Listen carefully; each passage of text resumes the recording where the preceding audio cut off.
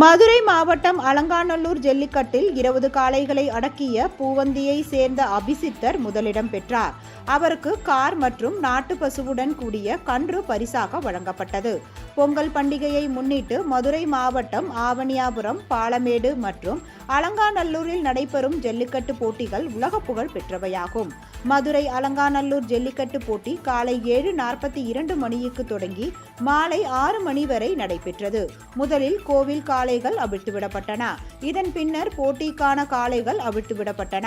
போட்டியில் 1100 காளைகள் மற்றும் 900 வீரர்களுடன் அலங்காநல்லூர் ஜல்லிக்கட்டு தொடர்ந்து பல சுற்றுகளாக விறுவிறுப்பாக நடந்தது. அதில் 20 காளைகளை அடக்கிய பூவந்தி பகுதியை சேர்ந்த அபிசித்தர் என்பவர் முதலிடத்தையும், 14 காளைகளை அடக்கிய பொதும்பு சேர்ந்த ஸ்ரீதர் என்பவர் 2ஆம் இடத்தையும், 10 காளைகளை அடக்கிய மடப்புறத்தை சேர்ந்த விக்னேஷ் 3ஆம் இடத்தையும் பிடித்தனர். முதல் பரிசு பெற்ற வீரர் அபிசித்தருக்கு காரும், 2ஆம் இடம் பிடித்த ஸ்ரீதருக்கு ஆட்டோவும், 3ஆம் இடம் பிடித்த விக்னேஷிற்கு டிவிஎஸ் பைக்கும் பரிசாக வழங்கப்பட்டது.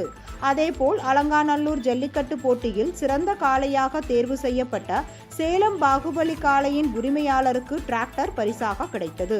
வக்கீல் பார்த்தசாரதியின் காளை சிறந்த காளைக்கான 2ஆம் இடத்தினை பிடித்து பைக்கினையும், தாயில்பட்டி கண்ணனின் காளை சிறந்த காளைக்கான 3ஆம் இடத்தினை பிடித்து எலக்ட்ரிக் பைக்கினையும், செந்தில் தொண்டைமான் காளை சிறந்த காளைக்கான 4ஆம் இடத்தினை பிடித்து லோடு பைக்கினை பரிசாக பெற்றது.